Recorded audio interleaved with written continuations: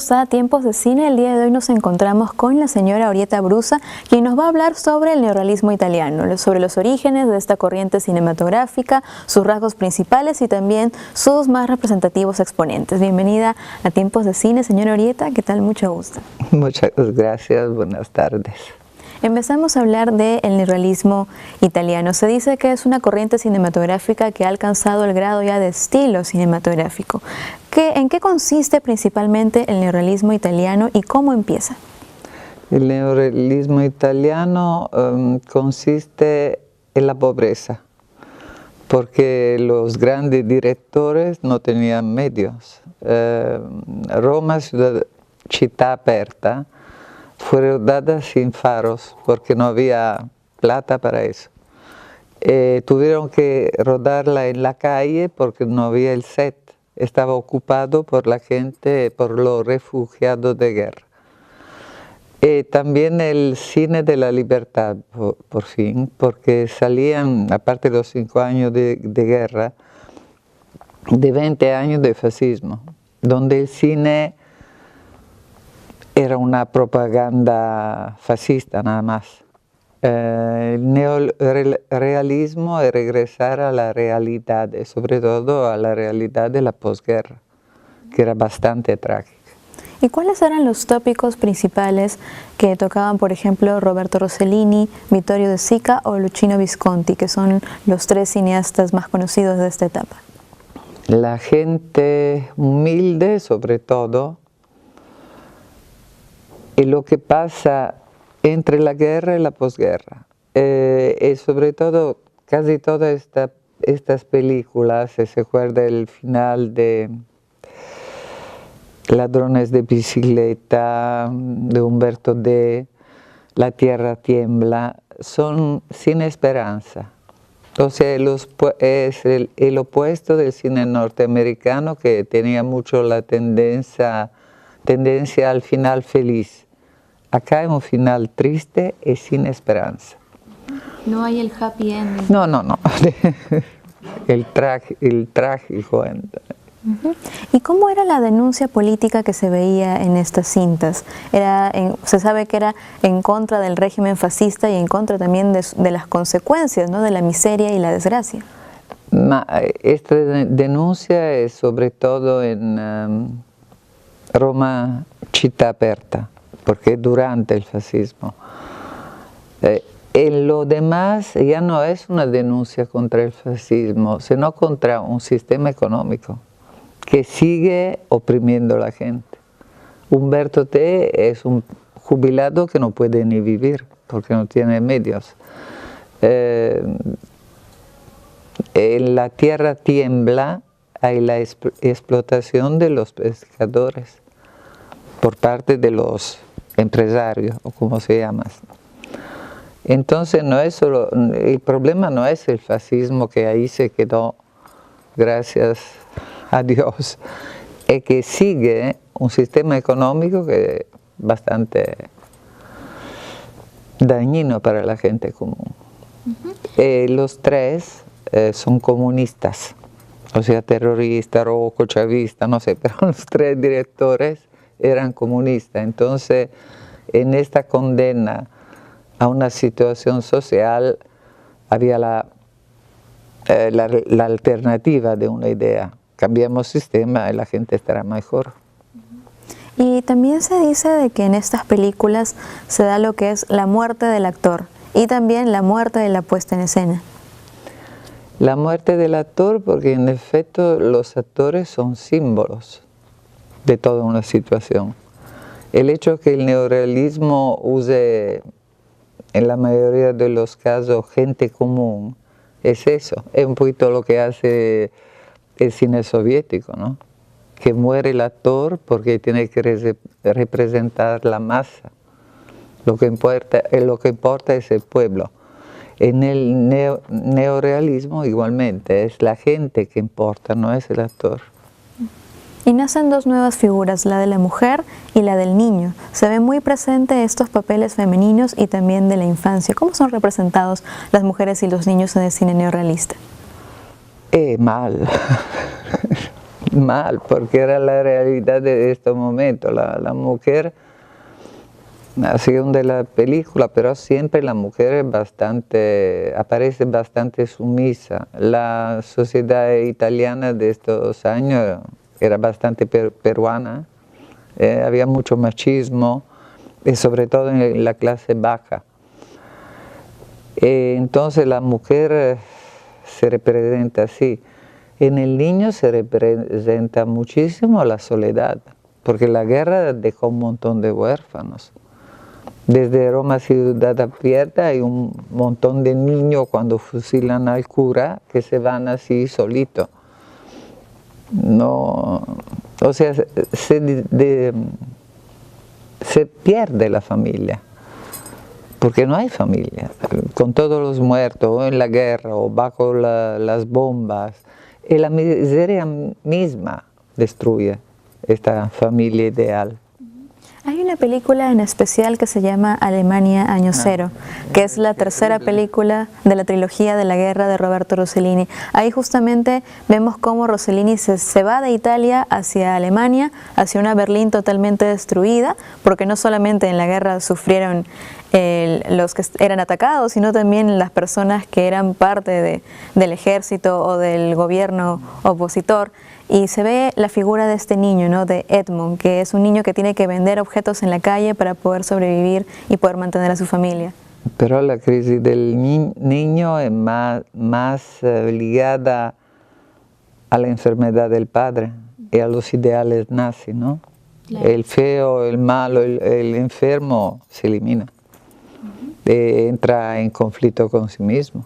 Claro, vemos que este niño es influido por un profesor con ideas hitlerianas. Sí, claro. Su hermana se prostituye con soldados aliados, claro, y tiene un hermano que es desertor, buscado como ex-nazi. Entonces hay todo un conflicto en este personaje porque toda su familia, sus familiares que están ligados a él, de alguna u otra forma son golpeados y duramente por Pero yo creo que en el neorrealismo hay también esta, ¿cómo se dice? Compasión, pero en el sentido bueno, patir con el otro, sufrir con el otro, que tienen los directores hacia los pueblos italiano, alemán, lo que sea, que han sufrido no solo por su culpa, también por su ignorancia tal vez. O sea, habían alemanes que no tenían nada que ver con Hitler, ¿no? El niño que te podía tener de actividad en esta época, pero igualmente el pueblo sufre porque nunca es protagonista.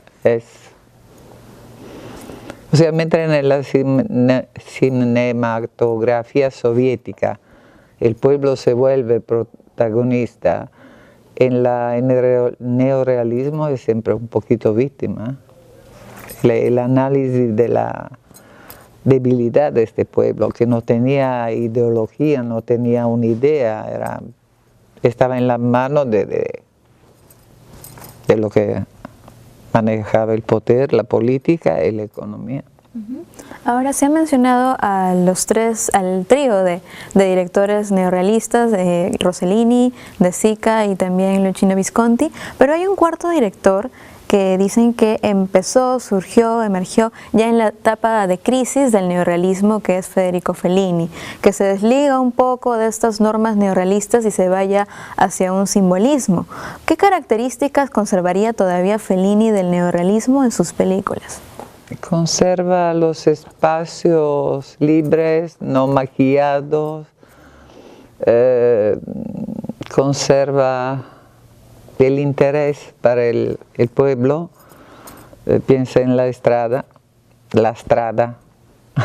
en italiano, donde hace ver ahí también no solo la pobreza de la gente, el personaje de Zampano es un hombre que ha cruzado una guerra, no se sabe cómo, no se sabe cómo, entonces ahí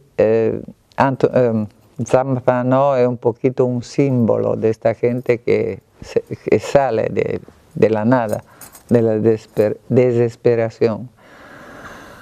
Pero creo que ahí se separa todo el neorrealismo de Fellini, porque es demasiado simbólico, demasiado, pasa rápidamente al nivel onírico, ¿no? Desde Julieta de los Espíritus, ya la Dolce Vita empieza.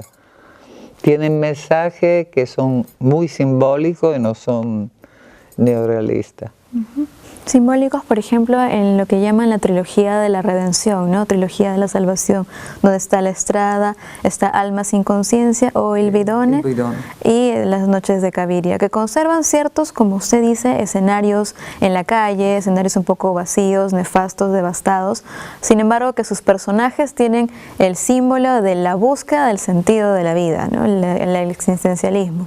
Sí, le dan un poquito más de existencialismo porque es posterior al final de la guerra. O sea, la gente se encuentra en la obligación de pensar, ¿y ahora mi vida? Porque la realidad no existe, es trágica. Entonces, la necesidad del sentido de la vida. Cabiria, de hecho, ¿no? Que todavía espera. Pobrecita, hasta el final. Pero siempre él tiene esta visión bastante trágica. No hay solución, no hay esperanza. Todo termina bastante mal. ¿Y qué comparativa podría existir entre estos personajes de Fellini y los personajes de Rossellini?